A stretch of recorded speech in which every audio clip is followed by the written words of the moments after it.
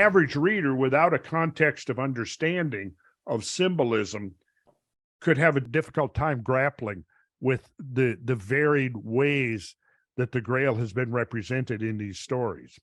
What I'm trying to do, though, is to show that these are all different components of one system. I even use the word a machine or a technology that have to be integrated as a whole. And I got this great quote by one of the modern Grail scholars, John Michel, who really was the person, it was his writings, I think, that most inspired me to dive deep into the Grail tradition. Here's one quote by him. This is from the book 12 Tribe Nations and the Science of Enchanting the Landscape, written by John Michel and Christine Rohn. The legend of the Grail is the Celtic version, with particular application to Britain, of a universal theme concerning something which has vanished and must be found or invoked again for the redemption of life on earth. That really encapsulated what I think is the inner meaning of the Grail tradition. I look at it this way. I think it represents a great secret, which has lain hidden now for almost 800 years. Now it's time for the Grail to reveal itself. And I hope that we can do a little bit of that, peeling back the veil, to pierce the veil a little bit and see what's been hiding behind the veil. I think it's such a great topic, the Grail, to be talking about with Randall, Brien, people that have this kind of alternative history perspective, because the Grail has such a long and rich history. I first started studying it in 1982, so that's 40 years ago. And wow. I mean, I still couldn't tell you I know exactly what the Grail is. In fact, nobody can. It's often thought of as having at least 4 different aspects or interpretations on what it is. Some think it's a cup that was present at the Last Supper when Jesus gathered the disciples together on the eve of the crucifixion. And his intention with the Grail and at this Last Supper is to empower the disciples to activate their latent healing capabilities, because he's going to send them out then to heal the sick, raise the dead, preach the kingdom of heaven is at hand. And so the Grail seems to have been a part of that transmission, if you will, that he imparted to the disciples. And the idea is that this cup, the Grail, which, by the way, does not appear in the Bible. This is all Christian legend, Christian symbolism, but it's a very important part of it, in fact. But the idea is that this cup is present at the Last Supper. Then it turns up at the crucifixion, either in the hands of Joseph of Arimathea, who is Jesus's wealthy uncle, financier, part of the Sanhedrin, Essene mystic, and a whole lot more. So it's either in the hand of Joseph of Arimathea or it's in the hand of Mary Magdalene, who is Jesus's chief apostle, acknowledged by Christianity as such.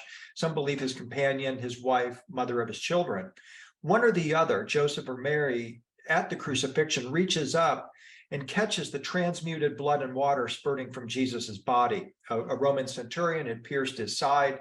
This blood is spurting from that open wound, and they catch a blood sample with this cup.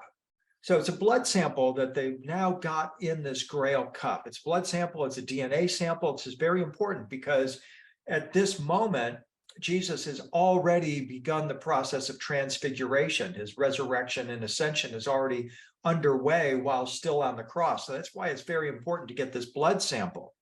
And after the crucifixion, this cup with the DNA blood sample disappears. It goes to southern France with Mary Magdalene, if you believe that story, or it goes to Glastonbury in England with Joseph, the site of the first Christian church that was founded by Joseph of Arimathea. In both locations, southern France, southwestern England, have centuries of history, legend, mythology that says the Grail was indeed brought to those sites. And at each of those locations, you're introduced to the idea that the Grail isn't actually a cup or a blood sample, it's a bloodline.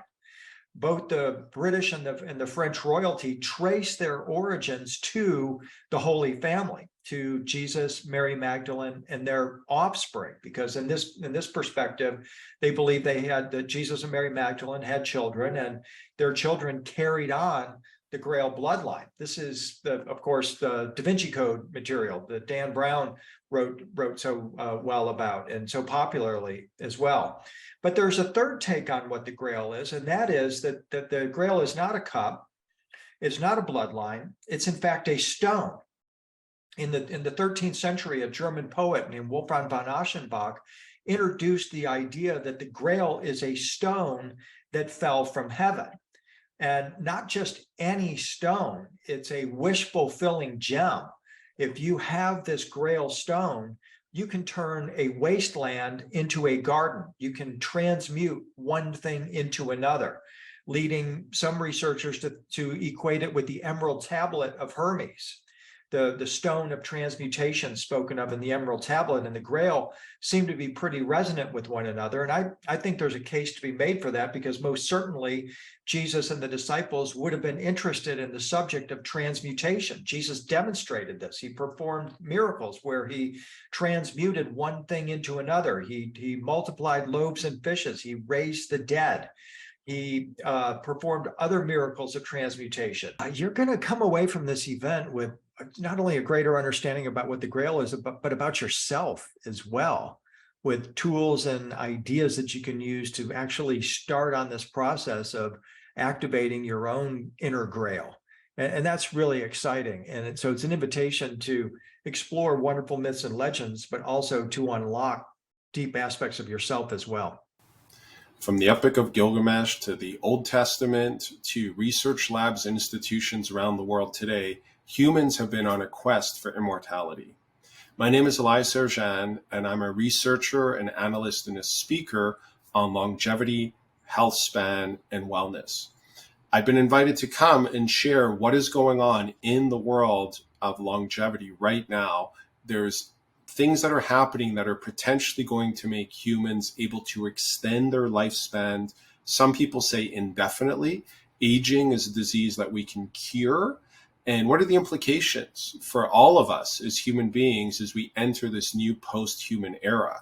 Because this also means that humans are going to start to merge with technology. And if this sounds outlandish to you, keep in mind that in 2023, the Neuralink, Elon Musk's company, is looking to get FDA clearance to start clinical trials. So there will be people walking around with those cell phones that we have in our hands implanted essentially into our brain. We're not quite there yet, but obviously that is where this could go. And I'm coming to share what is possible, the ethical, moral, and social implications of all of this. And then also, what are the positive strategies that we can use to improve our own health and optimize our own health span? So I'm really excited to meet all of you and share the work that we do in our industry and some of the great companies that I have the pleasure of working with, and some of the personal research I've done on myself as a citizen scientist to change my biological age so that I'm right now almost 10 years younger than my chronological age. So please join me in my talk, and I can share all of that I've learned with you, and I very much look forward to it. Powers and civilizations and the catastrophes and cataclysms. And a lot of people just don't understand what that means. The time scales, the advanced civilizations. And Right. I think what I'm bringing with this science is another kind of artifact in the form of a science that's 32,000 years old, but it's a fully blown out axiomatic unified field theory that explains all conundrums in physics today. So it really makes you think and puts a kind of a strong foundation under things that may be less provable from an artifact. You know, how did they get these stones to mate up so precisely? You know, well, if you understand the nature's wheelwork, you understand acoustics and resonance, and you kind of melt stone and transform it, then things start to fall into place. Well, maybe that, you know, actually did happen and people knew how to do that. So I think hopefully it adds to the story that we're all trying to tell. You could go back and look at any of the technologies, the Teslas, or the Cooks, or the Adams, and the Keeleys. you now have another, let's call it glasses, that allow you to focus on explaining what's going on. When a tinkerer or a Tesla invented something, it was more intuitively done, and they couldn't always explain it. But now all of that can be explained, including some of the remote viewing and some of those technologies too. They all now have a basis in reality. So it's very exciting. But if you think about what that means in terms of changing or upsetting the apple cart, it's the number one national security, for example, that kind of power and propulsion. And so there's a big push to suppress it. And so if everybody knew that science, then that would kind of unwind a lot of things that people would rather have just remain the status quo. So Malcolm Bendall's technology, for example, or Schauberger's technology, all of those now have a basis in solid physics that's explainable. So it's a very powerful tool, I think. I think what you said right at the beginning is important, is that there's kind of a convergence here. And to me, what's important about what you're doing with Malcolm Bendall, what Stephen Greer's doing with his the lost century technology, what I'm doing, bring the science out, is that there's a healthy discussion out there that can't be just dismissed as craziness. There's something there. Whenever you hear anybody talk about it, the proof is in the pudding. So getting the real technology is important. But there's been examples, hundreds of examples over history of people coming up with this. And I think the important thing that's going to happen in 2023 is that there's going to be a public discussion of this kind of technology and these kind of sciences. And so the good news is, when you ask about frequencies, is that nature has one law of interaction, and that law of interaction is scale invariant. So with my deck, I'll explain, and the Sedona Earth Origins is how that works. And that's the first example that I break down. And I think that we can get the message out there, and I think we can state it clearly. And it's extremely exciting, the fact that we can put those threads together, both the threads back in time and history, the fact that civilizations were interrupted and there were very advanced knowledge that were, miraculously has survived, and that we did know how to do things in the past, much more advanced than we're doing them now, and that people need to kind of open their minds and their aperture of what they're thinking about, what the art of the possible actually is. And it's very exciting. And so I'm really looking forward to 2023. I think it's going to be a good year. Hello, everybody. My name is Scott Wolter, and I'm very excited to tell you that I'm going to be speaking at the Earth Origins 5 conference in Camp Verde, Arizona, coming up on April 21st to the 23rd.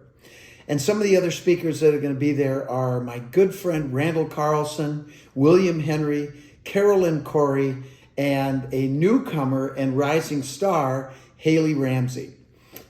I'm going to be speaking about what else but the Knights Templar in America prior to Christopher Columbus, long before Chris. And I'm going to be talking about what their mission was and what role did the Templars play in the founding of America. They played a very prominent role, a very central role. And what we're going to do is share with you the 3 pillars of our research. The first is going to be past research that we've done and published in a number of books about things like the Kensington Runestone, the Newport Tower, the Spirit Pond Runestones, and many other controversial artifacts that have been found in North America that scholars say are all hoaxes, but they're not. I'm also going to talk about something called the Sinclair Weems Journals, which are controversial documents that tell us the details about what the Templars were up to for about 400 years. And of course, the Cremona document, which is another sacred document that is filled with information that you are going to love. I'm looking forward to being out there with my friends and with you. So sign up and let's have a great time.